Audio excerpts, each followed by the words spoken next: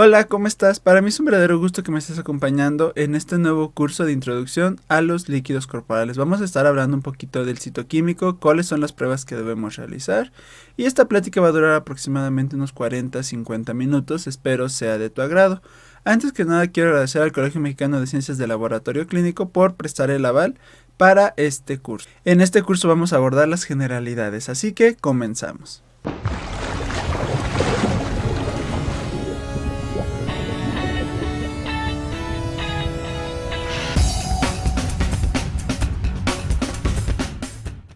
Los líquidos corporales es todo un mundo, de hecho hablar de líquidos corporales influye o incluyen muchísimas cosas, son bastantes pruebas, es hablar de algo pues hasta cierto punto de cuidado porque todo el mundo lo hace diferente, incluso en el mismo hospital lo hacen diferente, incluso en cambiar guardia lo hacen diferente, compañeros de guardia, a veces cambian una persona por otra.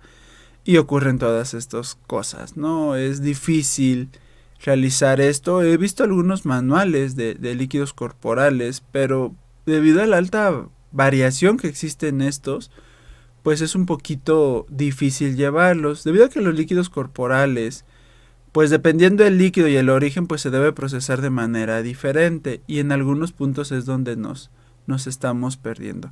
La idea de esta plática es nada más mencionar cuáles son los puntos generales de estos líquidos y cuál es lo mínimo que debes de hacer a estos. Como todos sabemos, la vida surgió en el agua, pero nunca la abandonó. A donde quiera que vamos nosotros llevamos nuestros líquidos corporales.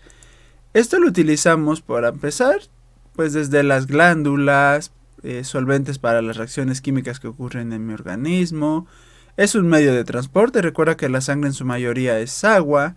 Es el diluyente de la digestión y participa en la absorción de los alimentos. Sin ella ni siquiera podríamos nutrirnos. Es termorregulador, por ejemplo, el sudor ayuda a mantenerme mi temperatura regulada. Mantiene la volemia, o sea, la cantidad de líquido en plasma, y con esto mantiene la presión arterial. Hay una relación entre los electrolitos, especialmente el sodio, la cantidad de agua y la presión arterial.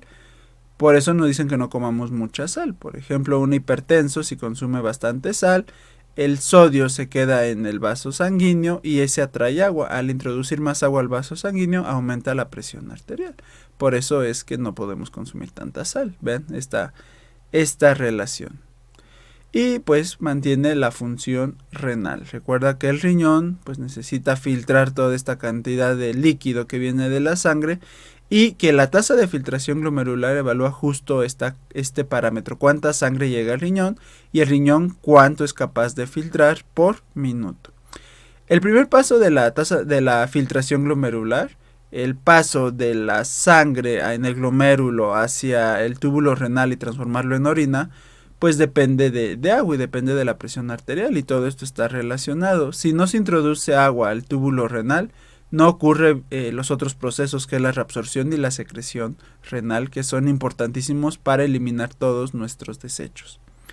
El agua está en todas partes, de hecho todas mis células necesitan agua. En este momento diría, pues no, pues no siento que tenga mucha agua, pues vamos a ver que realmente de todo lo que somos, esta es una persona promedio. El 60% es agua y el 40% son sólidos. Bueno, 60% fluidos en total. 60% de lo que tú eres es fluido. De ese 60%, 2/3 partes son líquido intracelular, y ese no lo tocamos porque pues, no podemos tomar muestra dentro de la célula. Y 1/3 parte es el líquido extracelular. O sea que del 60% de lo que eres, si pesas en un ejemplo 80 kilos, 48 kilos son agua. Entonces uno dirá, ay, no estoy gordo, estoy hinchado, no, nada más es pura agua. No, porque ese es líquido intracelular, la mayoría de esta parte es líquido intracelular. El resto, la tercera parte, sí es el líquido extracelular, que es el líquido que está rodeando a mis células. El 20% se encuentra en la sangre, o sea, de todo lo que tú eres, el 20% es tu volumen sanguíneo, y el 80% es el líquido intersticial.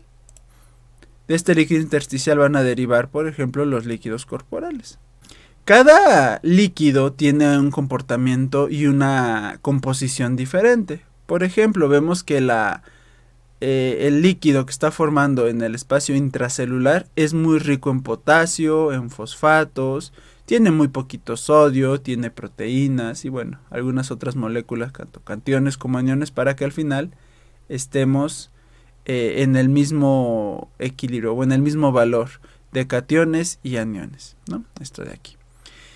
En cambio, por ejemplo, el fluido intersticial o el plasma, la composición es diferente. Fuera de las células, los líquidos corporales son ricos en sodio y en cloro y tienen el ion bicarbonato, que también tiene el efecto de solución buffer.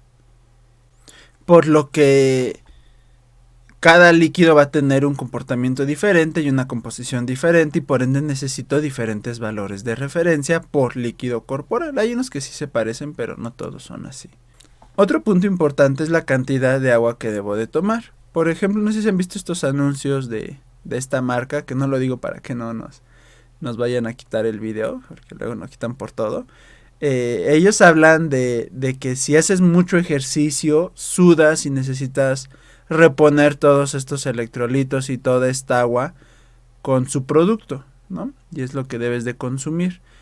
No es del todo correcto, de hecho depende ahí también nuestra actividad, porque luego hay quienes nada más salimos a correr un ratito y ya queremos consumir litros y litros de esta marca, de estas bebidas, que sí tienen electrolitos, pero también tienen ahí la cuestión de que es muchísima glucosa, tampoco no es una bebida tan sana, y también no hacemos el ejercicio como para tener esta necesidad. Estoy de acuerdo que alguien que hace pues ya se dedica de lleno a esto o corre como se debe de correr, pues tiene otra demanda y en deportistas pues es diferente. Pero también hay que recalcar que la cantidad de electrolitos que pierde una persona sana por sudor no es tan significativa como creemos. Hay alteraciones donde sí se pierden electrolitos, por ejemplo en la fibrosis quística se pierde cloro en sudor y hace muchísimo tiempo mandaban la cuantificación de cloro en sudor, pero estoy hablando de hace mucho tiempo. Hoy en día pues no hay gran importancia en eso porque la fibrosis quística se detecta desde el tamiz neonatal, desde que le hacen el tamiz neonatal al niño ya se puede conocer esto y no hay necesidad de andar sufriendo. Aún así la cantidad de sodio y potasio que perdemos por sudor es mínima en una persona sana y que la actividad pues no es muy demandante. Es algo que se debe de estar evaluando, no es la pérdida importante, no vamos a tener alguna cuestión como, ay, me dio una hiponatremia, una deficiencia de sodio por andar haciendo ejercicio y sudando. No, hay casos, por ejemplo, ahorita que está de moda el dengue, bueno, está de moda cada año en diferentes estados, pero por ejemplo, dengue ocasiona una sudoración muy intensa que no dura una hora, que es lo que dura tu clase de zumba los sábados, nada más. Dengue es días y días de sudoración y en ese caso sí hay una pérdida de electrolitos importantes y es bueno que después al paciente que sufrió dengue pues le hagan unos electrolitos séricos para poder cuantificar estos niveles de sodio y ver cómo está. De hecho los electrolitos van mucho de la mano con los líquidos corporales en el punto de que es interesante cómo responden o cómo se llevan a la par.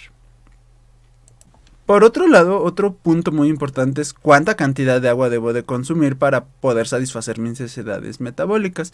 Por favor, coméntenme en la sección que está aquí abajito en el chat en vivo, pónganme cuánta agua necesitamos consumir al día. ¿Cuánta agua creen que debamos de beber al día?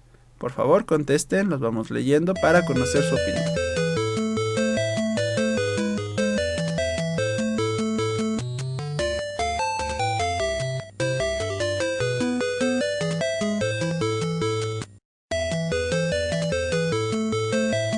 La respuesta que más generalmente se repite, la que siempre me dicen en curso, son 2 litros.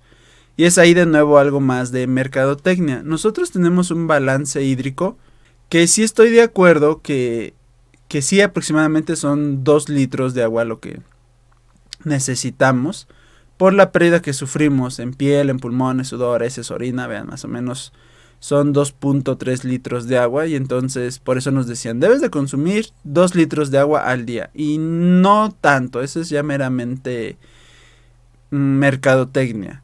No hay un valor exacto de cuánta agua necesitas consumir al día. Por ejemplo, si estoy todo el día con frío en mi casita, no salí, no más olí, no hago ejercicio, pues cuánta agua necesito, ¿no? En cambio, si salí a correr un maratón, es un ejemplo, no voy a andar corriendo un maratón. Si salí a correr un maratón y me asolé y hice mucho gasto energético y necesito rehidratarme, pues en ese caso pues sí necesito más agua. ¿Cuánta agua debes de tomar? La que tu cuerpo necesite, la que tu cuerpo te pida. ¿Tienes sed? Toma agua. No tienes sed, no tomes agua. Y luego ahí veo mamás que es que mi hijo no toma agua y que no sé qué. Y yo, señora, pues es un instinto básico. Cuando tenga sed, pues va a tomar agua. No es nada del otro mundo que su hijo no tome agua ni se va a morir por eso. Bueno, sí nos llegamos a morir si no tomamos agua, pero pues no es como que, ay, no voy a tomar agua, me voy a suicidar así. Por supervivencia lo haces, ¿no? Es un reflejo en el cual tiene que ver el sistema renina-angiotensina-aldosterona, donde cuando empiezas a deshidratarte se da el estímulo de sed para que tomes agua y te recuperes. Dije agua, no Coca-Cola, porque la Coca-Cola no hidrata. Lamento decirles que la Coca-Cola no funciona así. ¿Qué es un líquido corporal? Vamos a hablar hoy de líquidos corporales. ¿Qué es un líquido corporal? ¿Cómo definiríamos líquido corporal? Por favor, déjame en comentarios de nuevo. Para ti, ¿qué es un líquido corporal?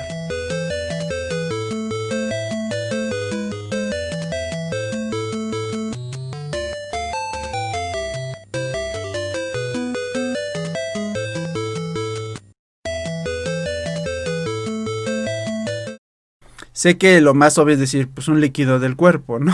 Que es un líquido corporal, un líquido del cuerpo, pero un poquito más clásica la definición, un poquito más puntual la definición. Un líquido corporal, para empezar, recuerda que los líquidos corporales, todos los líquidos corporales, incluidos la orina, que no sé si llamarla como líquido corporal, en algunas literaturas dicen que sí, en algunos dicen que no, pero bueno, ¿de dónde vienen? El líquido cefalorraquídeo, los líquidos serosos, el líquido amniótico, el líquido sinovial, que está de moda vender líquido de rodillas, ¿no? Ahorita es la moda y más porque el derecho está más caro y ahora está de la muñeca también podemos sacar, ni siquiera hay, pero bueno, ya también están haciéndolo, ¿no? Bueno, de estos líquidos, ¿de dónde salen? Pues todos vienen de la sangre. Yo tengo la sangre que está en el vaso sanguíneo, generalmente ya estamos hablando de altura de capilares, y va a pasar por un filtro. ¿Qué es un filtro? Pues un conjunto de células, aquí como lo tenemos. Pueden ser células endoteliales, pueden ser las células del glomérulo, del ventrículo, incluso de la membrana que forma al líquido sinovial. O sea, al final de cuentas, tengo un conjunto de células que van a formar una membrana, un filtro, y los capilares van a atravesar ese filtro. Al atravesar este filtro se forma un líquido corporal. ¿Qué es un líquido corporal? Un ultrafiltrado de la sangre. Dependiendo el filtro y dependiendo la zona, la anatomía, la zona anatómica donde ocurre esta filtración es lo que le va a dar el nombre. Por ejemplo, si ocurre en el ventrículo, obviamente en el sistema nervioso central, pues lo que voy a estar creando es líquido cefalorraquídeo o cerebroespinal, como también lo dicen ya el nombre actualizado. Y al final de cuentas, cuando ocurre esto, al ocurrir el ultrafiltrado, que no es otra cosa más que filtrar la sangre para formar un líquido corporal, lo que voy a obtener es que este líquido tiene la misma composición de la sangre, excepto que le quité dos cosas, las células y las proteínas. Hay reducción de otros componentes, por ejemplo la glucosa en algunos líquidos baja el 60%, otros el 80%, pero sigue pasando. Al final de cuentas, en este punto es que el ultrafiltrado tiene la misma composición que la sangre, pero no va a tener ni albúmina, en teoría no debe tener proteínas como anticuerpos, en teoría digo, porque puede haber lesiones, y no debe de haber células. Las células de la sangre se quedan en la sangre por este proceso. Los neutrófilos pues sí pasan por ejemplo, en este ejemplo puede pasar un neutrófilo a través de estas dos células endoteliales por un proceso que se llama diapedesis. Pero, por ejemplo, en el sistema nervioso central eso no ocurre. Si llega a ocurrir significa que la barrera hematoencefálica sufrió un daño y lo cual es pues importante. Existen guías que nos dicen algunos puntos importantes de los líquidos corporales. Vamos a analizar la guía de las LCI, es donde tomo este párrafo que dice: la interpretación estricta de las normas de laboratorio descartaría la realización de análisis de fluidos corporales. Changos, o sea, La guía que me va a enseñar a realizar estos análisis de líquidos corporales me dice que si somos estrictos no se deberían de analizar. ¿Por qué dice eso? Primero, los equipos no están programados. Habrá aquí quien sea vendedor o sea, esté trabajando con algunas de estas compañías o tenga un equipo de estos y va a decir, no, es que sí hay equipos que están. Hay equipos que están acondicionados o que se les dio la capacidad de evaluar el conteo celular, o equipos de química clínica que ya evalúan líquido cefalorraquídeo, algunos puntos ya le puedes medir glucosa en líquido cefalorraquídeo. Pero, por ejemplo, para diálisis o para líquidos serosos, normalmente los equipos no traen nada. Lo metemos como líquido cefalorraquídeo en algunos puntos. Y si es un margen de error, entonces vamos a entender que no existen equipos que me puedan evaluar todos los líquidos corporales. Se han ido adaptando poco a poco algunos para algunos líquidos y en algunas pruebas, pero no tenemos un equipo que me diga, podemos, no sé, el líquido de diálisis, si viene así líquido de diálisis, vamos a medirle toda la química, ¿no? O de fluido de drenaje, pues tampoco. Muchas veces lo metemos como si fuera sangre, la mayoría de los equipos. Bueno, luego no tenemos ni los insumos básicos, es difícil tener un equipo que esté nada más para líquidos corporales. Las técnicas no están estandarizadas, no hay un procedimiento que me diga cómo se hace. ¿Por qué? Porque hay alta variabilidad. Hay una muestra, por ejemplo, por una meningoencefalitis, una muestra de líquido cefalorraquídeo, que se debe de abordar diferente a una muestra que sufre una persona que tiene una hemorragia subaracnoidea. Es muy rica en eritrocitos esto, y entonces en algunos casos debo de centrifugar, en otros no, en otros debo de utilizar anticoagulante, en otros no.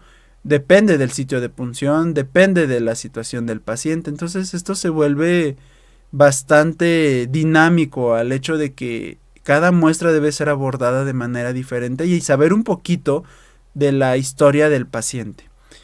Aquí es a lo mejor donde no sabemos y metemos lo que tenemos, y a veces no estamos metiendo pruebas que sean necesarias para ese paciente o que van a dar un mayor criterio. Esto habla de que pues no hay estandarización, como les comentaba. Viene el de la mañana y hace una forma, el de la tarde llega y lo hace de otra forma, y el de la noche pues no los recibe porque se va a dormir y se los deja a los de la mañana. No es cierto, la verdad es que los de la turno nocturno también se la rifan, ¿no? El punto 3 es, no hay valores de referencia, y es algo que voy a dejar claro. Hay ciertos intervalos que me dicen hasta cierto punto lo que es normal, digo hasta cierto punto, pero en general no hay valores de referencia. Cuando me preguntan luego, oiga, ¿tiene los valores de referencia para, no sé, lo clásico, electrolitos no sé, en un líquido seroso, ¿no? O glucosa en líquido seroso o en líquido cefalorraquídeo? Y es que no va así, no se trata de eso. No es tan sencillo conseguir los valores de referencia, en primera porque los líquidos serosos, por ejemplo, que ahorita vamos a ver qué son, solamente existen de manera patológica. Estos líquidos serosos son los que se crean entre dos membranas, entre espacios serosos, y generalmente es lubricar, por ejemplo el que tenemos en el abdomen, en el corazón, en el pecho, o sea a nivel de pulmón, tenemos pues todos estos, ¿no? Que el pericárdico, que el pleural, que el líquido de ascitis. Y estos líquidos, pues de manera normal yo tengo muy poquito. Imagínate sacarte el líquido del corazón, ¿no? Del líquido pericárdico, específicamente la membrana que cubre el miocardio. Y es este líquido el que le da fricción para que el miocardio siga latiendo. Imagínate sacarte el líquido de ahí. Pues no, o sea, si eres sano y no tienes ningún derrame, pues no vas a tener por qué tener líquido en esta zona. Pero cuando lo tienes, pues ya es patológico. Incluso el líquido de ascitis es un líquido que solo existe patológico. Por lo que ese líquido, su sola existencia es patológica. Los líquidos serosos, su existencia, ya para poder hablar de toma de muestra, ya estamos hablando que hay una patología. Si la persona no tiene patología, pues ni siquiera hubieras podido tomar la muestra. Ahí si tienen a alguien en el laboratorio que sea medio tóxico, pues pónganle el líquido de ascitis, ¿no? El acítico. ¿Por qué? Porque su sola existencia es patológica. Lo mismo aquí. El segundo punto viene con que el líquido corporal nace del plasma y depende de las concentraciones del plasma. Es importante que la prueba que nosotros vayamos a determinar en el líquido también la determinemos en sangre. Como les comenté, la glucosa, aproximadamente un 60, un 80% de la glucosa que yo tengo en sangre es la que atraviesa al líquido cefalorraquídeo. Hay variación, a veces dicen que es del 70, 75%, yo dije del 60 al 80%. Imagina que viene una persona que tiene la glucosa de 100. Y entonces del 60 al 80% de glucosa, yo digo, bueno, si tiene 100 miligramos sobre decilitro en sangre, en líquido cefalorraquídeo debe de tener de 60 a 80 miligramos sobre decilitro. Ah, bueno, entonces para esa persona en específico, ese es su valor de referencia. Pero para otra persona que viene con diabetes y trae 200 de glucosa, ¿cuál es el 60 al 80%? Ah, para ellos el 60 al 80% es de 120 a 160 miligramos sobre decilitro. Y este valor es completamente diferente. Y entonces para esta persona, caso 2, sus valores de referencia son distintos.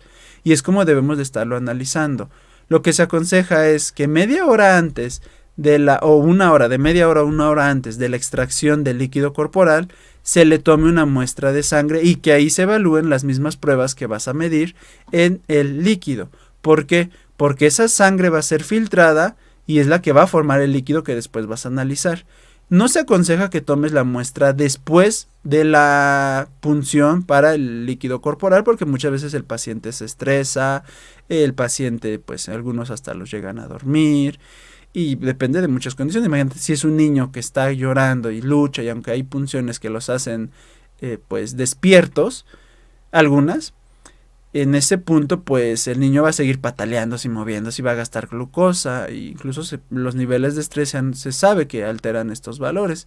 Por eso lo mejor es que se tome media hora o una hora antes de la punción para extraer el líquido, se le tome una muestra de sangre y que los mismos valores o las mismas pruebas que vayas a realizar en el líquido corporal, se lo hagas en sangre para ver realmente cómo está, para que veas si concuerda o no. A lo mejor tú dices que tiene la glucosa baja en un líquido cefalorraquídeo. Y eso es grave porque puede ser meningoencefalitis. Pero resulta que también en sangre lo tiene bajo porque a lo mejor sufre una hipoglucemia. ¿No? Está normal. O al revés, sale súper elevado en líquido cefalorraquídeo y dices, bueno, ¿dónde sale tanta glucosa? Pues de la sangre. Y ya lo ves en sangre y resulta que sí concuerda y con eso te ahorras muchísimos puntos. Entonces repito el punto 3. No esperes encontrar valores de referencia para todos los líquidos. Estos ya dependen de tu paciente y es algo que debes de estar obteniendo para cada uno de tus pacientes. ¿Cuáles son los líquidos corporales? Primero el líquido cefalorraquídeo, que ya lo manejan como fluido cerebroespinal. El líquido sinovial, que es el que nos va a volver ricos. Y los líquidos serosos, que como les comentaba, son los que rodean o los que se encuentran entre dos membranas y van a dar lubricación. Por ejemplo, los líquidos serosos, tenemos esos, te pongo mejor esta imagen. Tenemos el líquido seroso que está rodeando al pericardio, que es esta membrana. Vean, este es el corazón y está la membrana que es el pericardio y el líquido que se encuentra entre el músculo y estas membranas. O sea, vean, este es el corazón, tengo una membrana visceral, que es el pericardio, y tengo después otra segunda membrana que está aquí. Siempre estos líquidos serosos están entre dos membranas, una membrana que es visceral, o sea que está cubriendo directamente el órgano, las vísceras, y otra membrana que es parietal, que está cubriendo el espacio contrario. Y en medio yo tengo este espacio, que es la cavidad pericárdica, y aquí voy a tener mi líquido, el líquido pericárdico. Lo mismo en el pulmón, vean, tengo una membrana visceral, una membrana parietal y en medio tengo este espacio donde yo tengo mi líquido pleural. Y lo mismo ocurre en esta zona, en el peritoneo, que es la que cubre todas las vísceras. En este punto tengo igual una membrana visceral, otra membrana parietal y en medio tengo el espacio donde va a estar el líquido. Que el líquido peritoneal como tal yo no lo analizo porque es muy poquito. Cuando esto aumenta, cuando esta concentración aumenta, ya no se llama líquido parietal o peritoneal, ya se conoce como líquido ascítico, el famoso líquido de ascitis. Entonces ya es otro nombre. Los demás sí se mantienen. El pericárdico pues siempre se llama así, el pleural siempre se llama así. Cuando estos líquidos aumentan, cuando estos líquidos serosos aumentan, se le conoce como derrame Y este derrame tiene que tener una cantidad de 100 mililitros en un espacio potencial. El espacio potencial es el espacio entre dos membranas, estas de aquí. Cuando hay 100 mililitros, excepto el pericárdico lo máximo que aguanta son 50 mililitros, de ahí en fuera los dos pueden ser 100 mililitros y mucho más, luego le sacan 1 o 2 litros sin problemas. Eso ya se llama derrame. Por definición, el derrame es la acumulación de un líquido seroso, no como tal el derrame cerebral, ese es un evento cerebrovascular. Líquido fluido espiral, sinovial y los líquidos serosos que ya analizamos y que estos son los únicos que sufren de derrame. Y de peritoneal incluso tenemos el de diálisis peritoneal y el pleural tenemos hemotórax o quilotórax dependiendo si hemotórax si hay sangre y quilotórax si hay linfa. Es un líquido rico en lípidos también porque pues la linfa tiene muchísimos kilomicrones y tiene mucho VLDL que son las lipoproteínas que transforman a los lípidos. Y tenemos también fluido de drenaje que es un líquido que todavía no ha sido identificado o que es un líquido que se genera de una supuración. Aquí hay unas preguntas que quiero hacerte. ¿Los líquidos corporales coagulan? ¿Sí o no? ¿Han visto un líquido cefalorraquídeo coagular? ¿Han visto un líquido seroso coagular? Habrá quien me diga, pues yo sí lo vi, entonces, si yo lo veo, pues lo creo. Entonces, para mí los líquidos corporales coagulan, ¿no? Habrá quien me diga, no, yo nunca he visto un líquido corporal coagular. Y con esto es, entonces, ¿con o sin anticoagulante? ¿Cómo debo de hacer el conteo celular?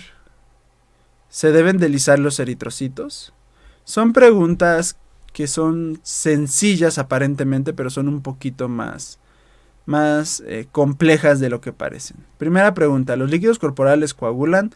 En definición no, porque como un líquido corporal es un ultrafiltrado de la sangre, yo le quito proteínas y las proteínas que les quito pues incluyen fibrinógeno que se va a transformar en fibrina y forma el coágulo. Se supone que el líquido corporal no debe de coagular porque no tiene fibrina, pero pueden coagular porque como les dije son patologías. Si hay un daño en la membrana, ya sea en la membrana serosa, si hay un daño en el endotelio, si hay un daño en la barrera hematoencefálica, pues va a haber coágulo. Entonces, ¿los líquidos corporales coagulan?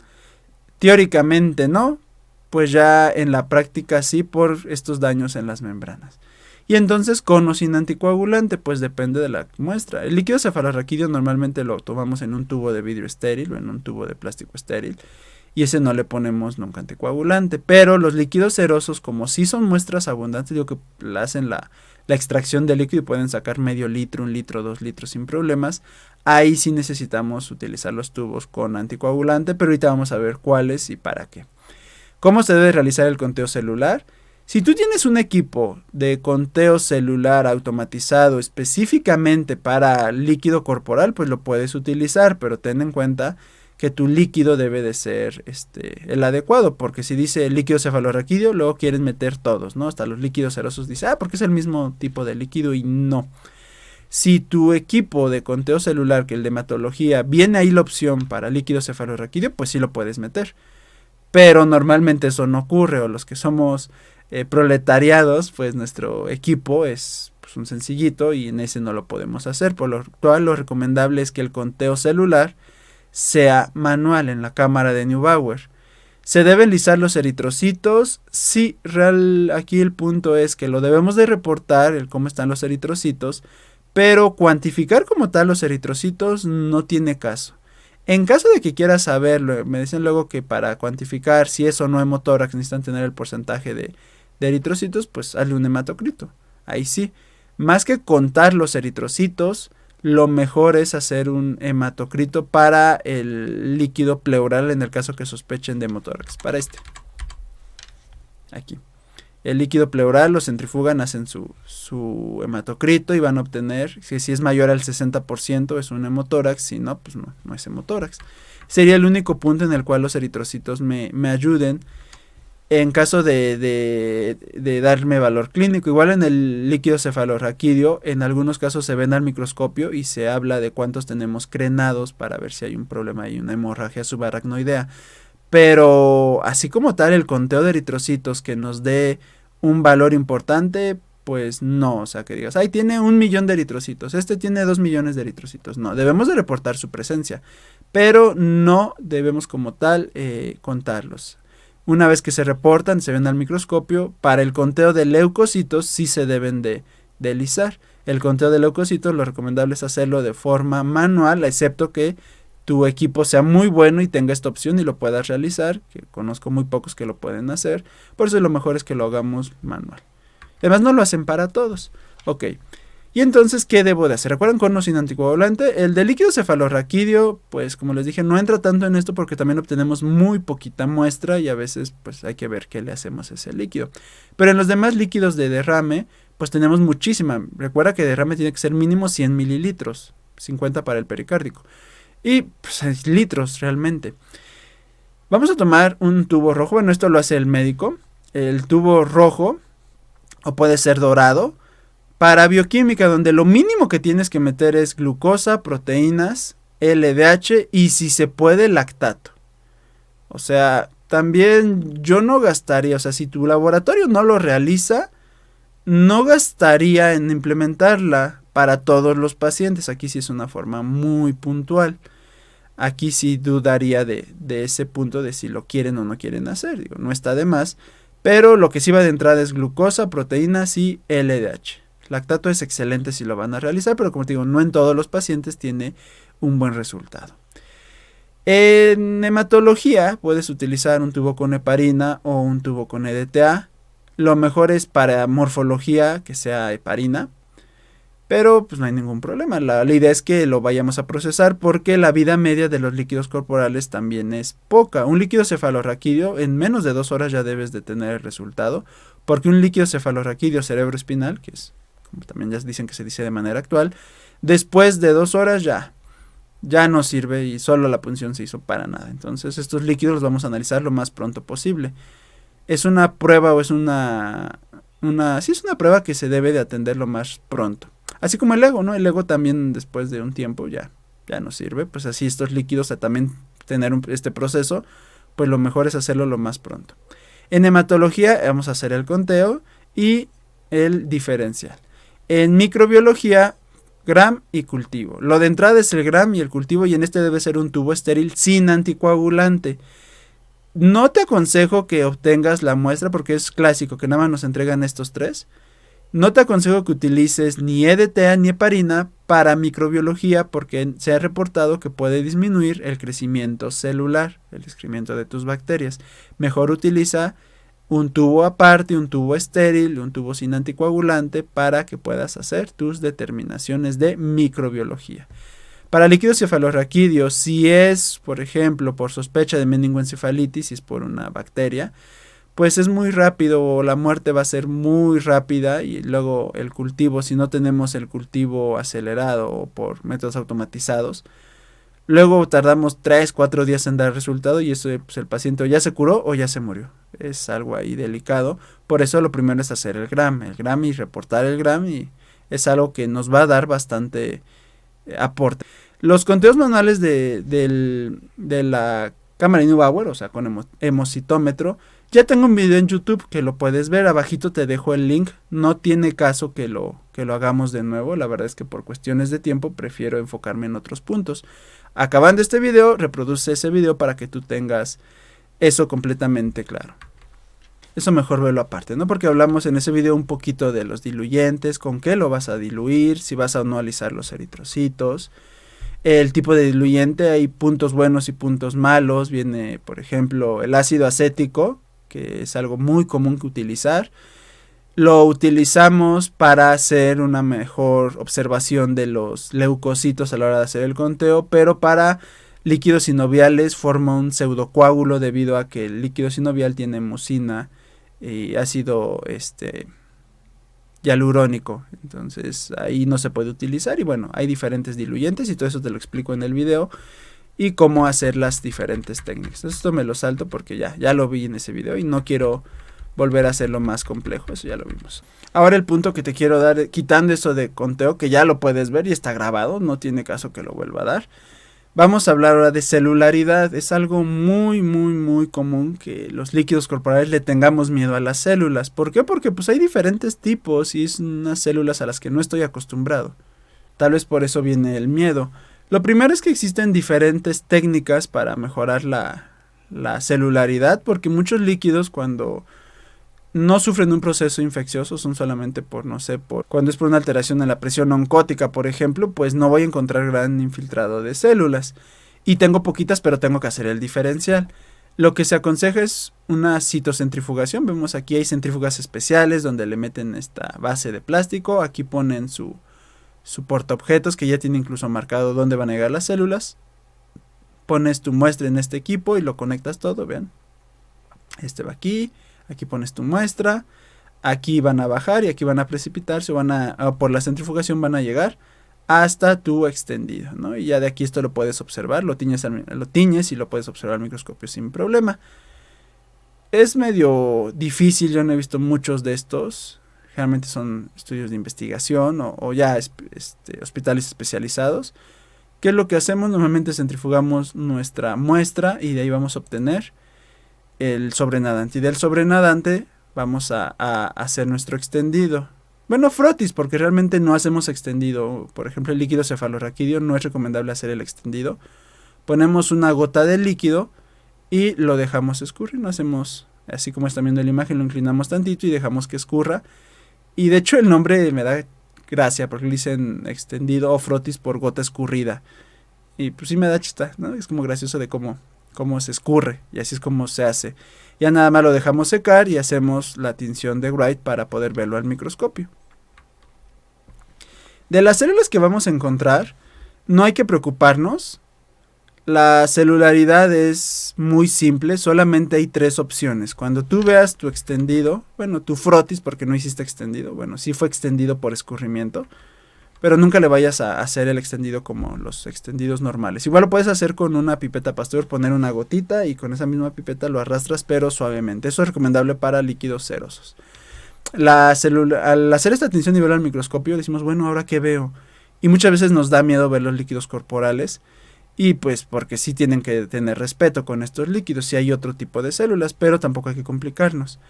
Lo primero es que las células que vas a encontrar en este líquido corporal, la primera opción es que sean de sangre periférica.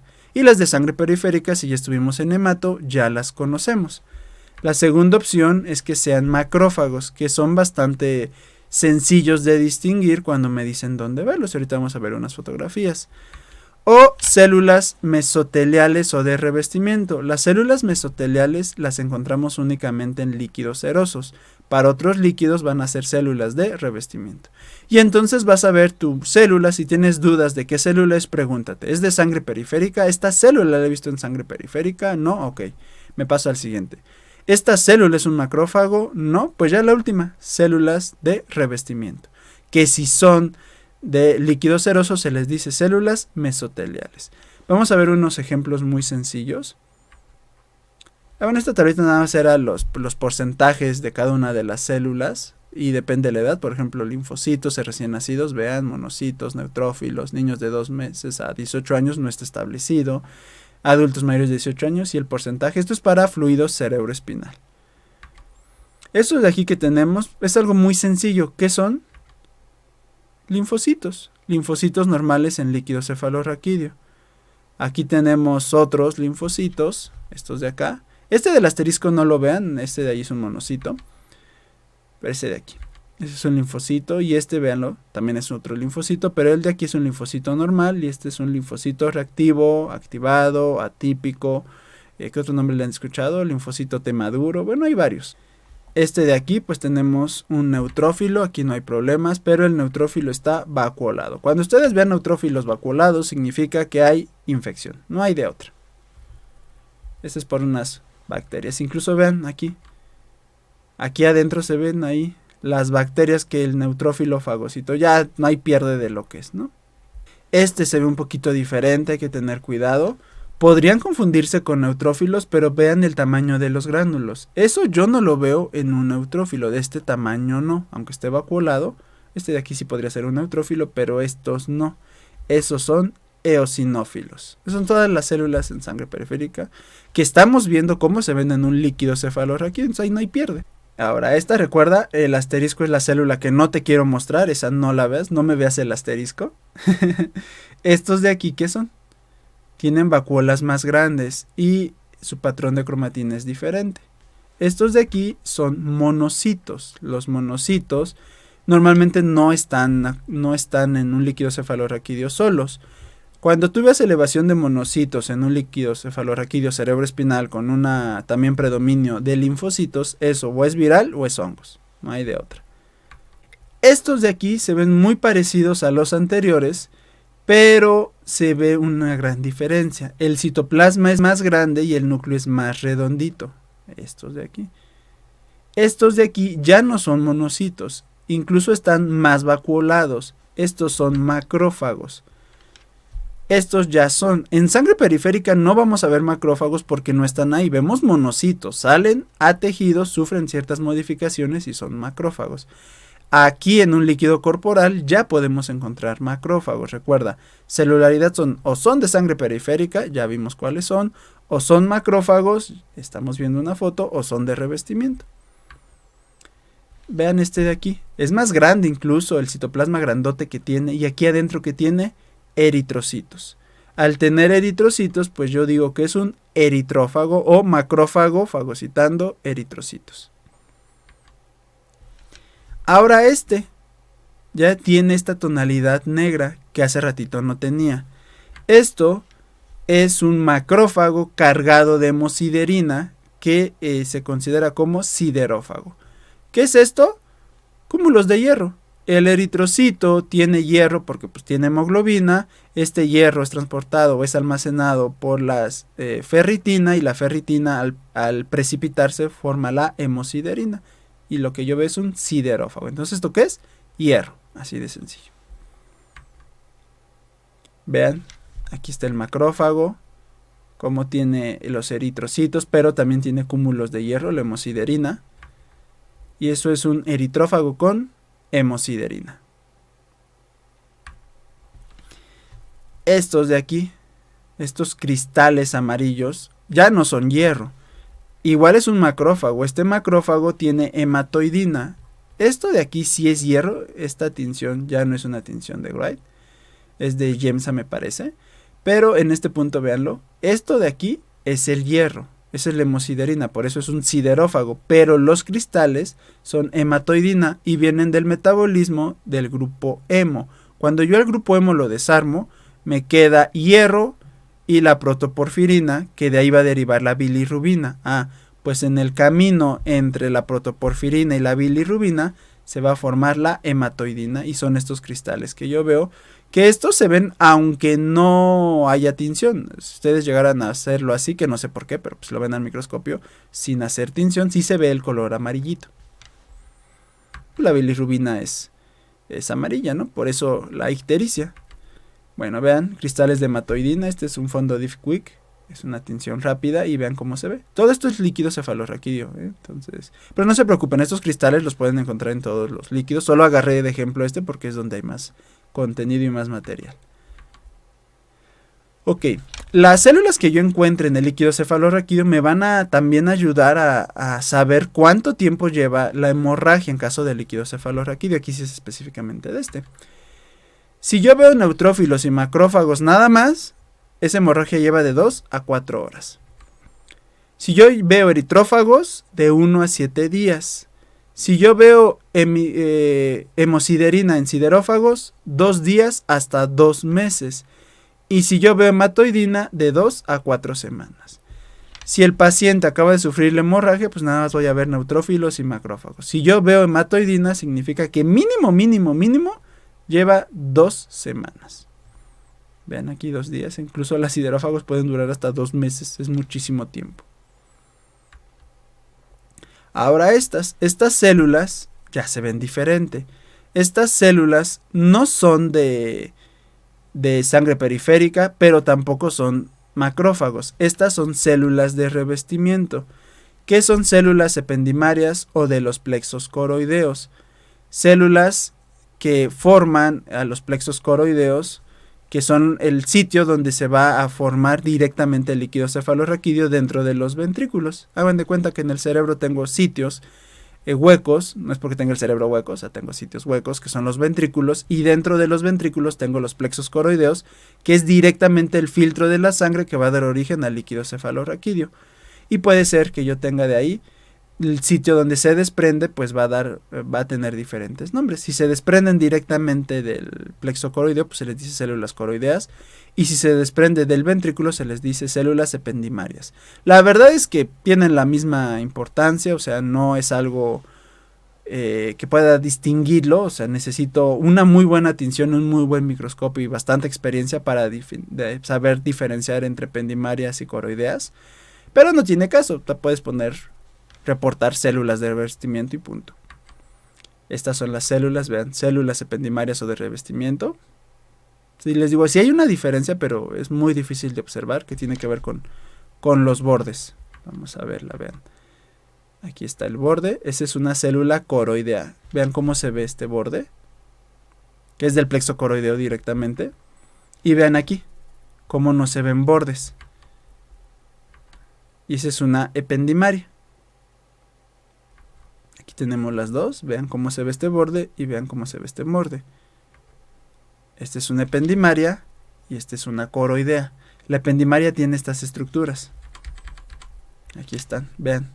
Como que no hay bordes definidos. Y en las coroideas sí hay un borde definido. Aquí está.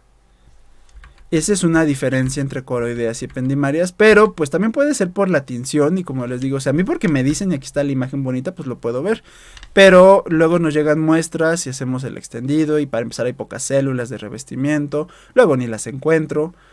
En ese punto pues sí es difícil llegar, entonces no te preocupes si pones ependimarias o revestimiento, no, o coroideas, la verdad es que no hay diferencia clínica, tú puedes poner células ependimarias, coroideas o de revestimiento y no pasa absolutamente nada, su presencia no es clínicamente significativo.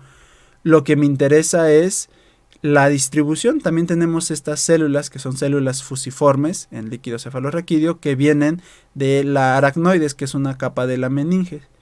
Estas no tienen importancia clínica, pero también nos dan indicación de procesos malignos sistémicos, pero ya muy avanzados. O sea, esta persona ya sabe que tiene cáncer y que está en las últimas etapas y desafortunadamente va a fallecer. Si llegó por sospecha de infección, es muy poco probable que pues, nada más sean células y que no tenga importancia clínica. En cambio, vean estas. Estas de aquí se parecen a las anteriores. Vean, por ejemplo, esto. ¿Se parecen estas? Estas de aquí, vean, el borde está definido, se ve el núcleo bonito, más o menos tienen un tamaño uniforme. En cambio, estas ya no tienen borde definido, ya no tienen tamaño uniforme, ya se ven todas conglomeradas. Ahí está, vea qué feo se ve eso. Esas son células, pero ya en agrupaciones tumorales. Es algo muy importante. Que las células que te mencioné también podemos encontrar su versión neoplásica, o sea, podemos encontrar cáncer. Podemos encontrar, así como linfocitos, podemos encontrar linfoblastos, mieloblastos, células de revestimiento tumorales como estas. Vean cómo se ve esta celulota, por ejemplo, y cómo están todas conglomeradas. Eso también ya me habla de cáncer. El conteo como tal de las células de revestimiento no me interesa. No es clínicamente significativo. La forma de cómo se presenten sí es clínicamente significativo porque vean, puede ser ya cáncer. Este es otro tipo de células. Si ven aquí, se ven redonditas. Este es un líquido seroso. Esta es una célula mesotelial. Las células mesoteliales son igual células de revestimiento, pero puede ser de cualquier líquido seroso y vean su bonita forma. Redonditas, aquí también está redondito. Y la característica es que entre ellas se separan, forman esta ventana, este espacio. Cuando se empiezan a conglomerar, ven aquí, esta es otra célula mesotelial, ve qué bonita está. Esta es una célula de revestimiento también, o mesotelial. Puede haber un cambio de color intensamente basófilo, que se vuelven más azules. Aquí puede ser una característica de neoplasia también, pero necesito encontrar más. Por ejemplo, binucleadas o multinucleadas, también es algo que debo de tener en cuenta. Estas son células mesoteliales benignas, o sea, no hay problema, pero vean esto. Aquí ya podemos ver alteraciones en las membranas, cómo se empiezan a fusionar. Este de aquí. Bueno, aquí cómo se ve, pero vean esto. Cómo ya forman estos conglomerados celulares sin forma. Esto ya también me habla de cáncer. Igual las células mesoteliales podemos tener eso. Ahí ya no se ve nada. Ya están las células unidas. Ya no se ve la ventana que deben de tener, esta ventanita. Vean cómo están separaditas, bonitas. Aquí está. Pero en la imagen anterior, la imagen que estaba más adelantito, ya no se ve así, ya se ven todas conglomeradas. Ya no está el sincitu celular. Digo, ya no está la ventana, ya es un sincitu celular. Ya están fusionando las membranas y eso ya me habla de cáncer. Vean esto. Estas también son células mesoteliales, pero pues ya están completamente conglomeradas. Ya me habla de un tumor maligno. Bueno, hay muchísimo que hablar de líquidos corporales, de hecho hay bastante. Esto es la introducción que tenemos de un curso de líquidos corporales. Si te interesa, te dejo la información acá abajito. De igual forma, es un gusto haberte tenido en esta pequeña clase, que faltó muchísimo, lo sé, pero nada más es el pequeño primer paso. Yo creo que te llevas bastante información con lo de celularidad, con las pruebas que debe de ocurrir. Y como te digo, ahí en mi canal de YouTube, en este mismo canal, puedes encontrar videos de trasudado, exudado, conteo celular, y es algo que va a complementar todavía más esto. En 5 o 10 minutitos vamos a publicar el link para tu evaluación. Este link va a estar hasta las 9 de la noche, Ciudad de México, horario Ciudad de México, porque me preguntan, ¿cuánto es en otro horario? ¿No? Yo pues no sé, puedes revisarlo en internet. Acabando esta clase, tienes 5 o 10 minutos, vamos a publicar el link, por favor entra al link, contesta el cuestionario y a las 9 de la noche se cierra.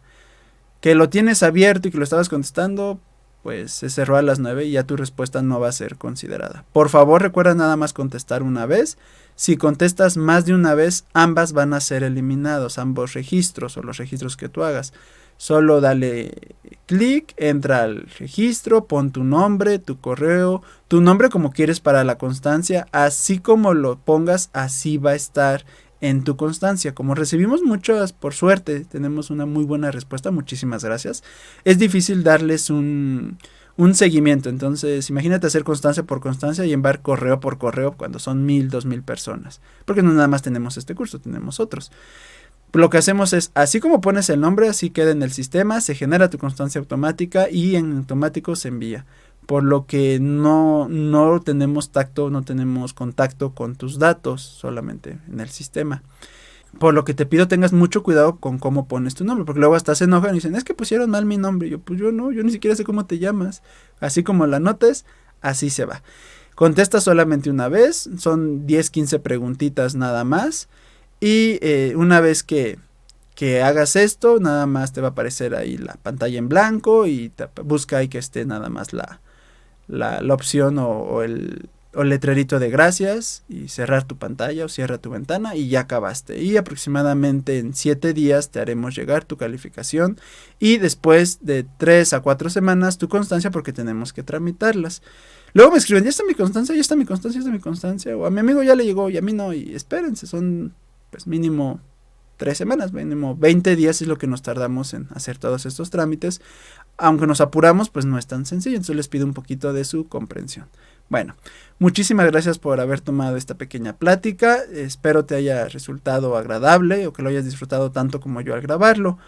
Espero sea de tu utilidad y que espero mucho más que te vea en siguientes cursos. Ya tenemos aquí en la misma plataforma bastantes videitos, tenemos otro curso que tuvimos anteriormente de biometría, que aunque no lo hayas tomado en su momento y no tengas la constancia, pues no hay problema, digo, al final de cuentas es información y pues la puedes estudiar, nunca aprender algo te hizo daño. Espero haya sido de tu agrado y bueno, échale muchísimas ganas a tu cuestionario, muchísimo éxito y recuerda que el mínimo probatorio es 7. No son difíciles, entonces yo sé que te va a ir muy bien y hasta luego. Muchísimas gracias. Adiós.